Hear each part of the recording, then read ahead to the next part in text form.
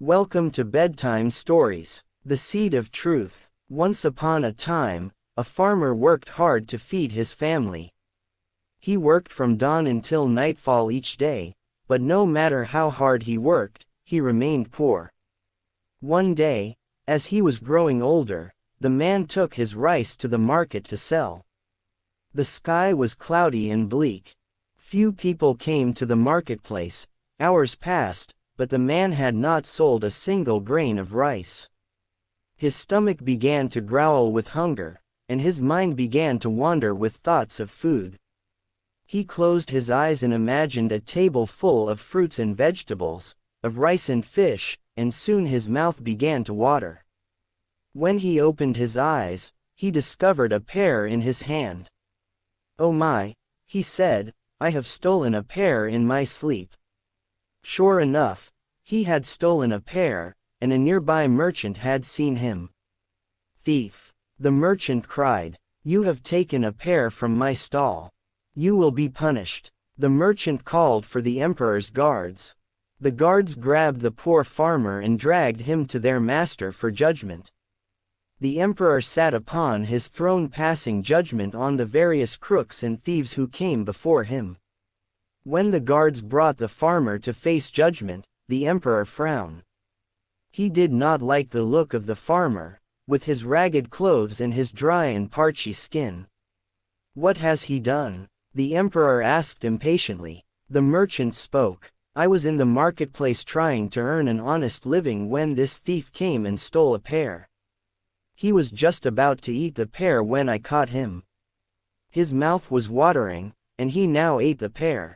The emperor frowned again. "I shall pass judgment, now," he began, ready to sentence the man to prison, but at that moment, the farmer stepped forward and said, "Pardon me, but if you don't mind, I would like to speak before you sentence me."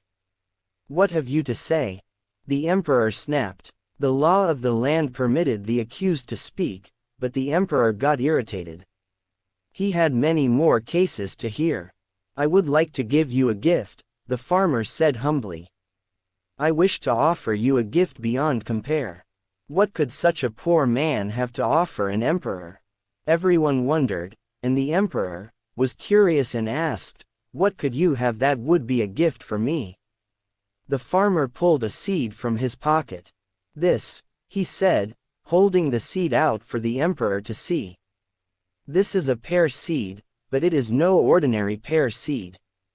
It is a magical pear seed, and if you plant it, it will grow overnight, and in the morning the plant will be bursting with gold. Every day it will blossom with new gold." The emperor was very pleased with this notion. He was wealthy, but he loved to becoming wealthier. A pear seed that sprouted gold was a perfect gift. "Plant it," the emperor said. "We shall walk outside, and you will plant this seed. In the morning we will see what has happened."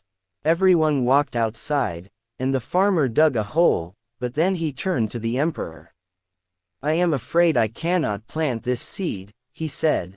"It must be planted by a man who has never stolen or cheated or committed any criminal acts. I have stolen a pear. I am guilty. I cannot plant this seed. You plant it, emperor."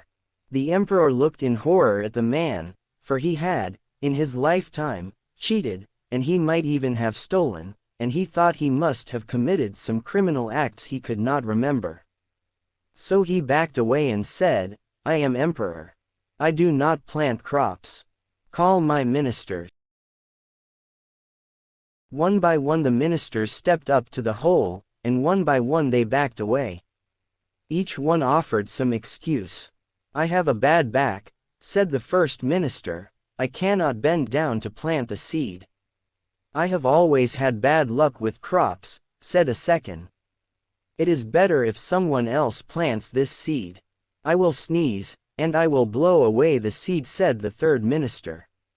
Every one of the minister refused to plant the seed, for each knew he was not completely guilt-free. They stood trembling before the hole in the ground. At last the thief spoke again. "No one will plant the seed because not one of you has never lied or cheated or stolen or committed a criminal act. And I, a poor man, stole a single pair because I was starving." The emperor listened closely to the thief. "Do you think punishing me is justice?" the thief asked. The emperor thought a while, and looked around at all his ministers, and at last smiled and said to the farmer, "You are free to go. And thank you for your lesson of truth."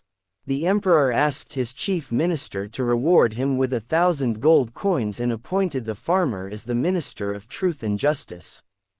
The farmer happily returned home, and afterward he told the tale of the just emperor, about the rewards and the new appointment to his family.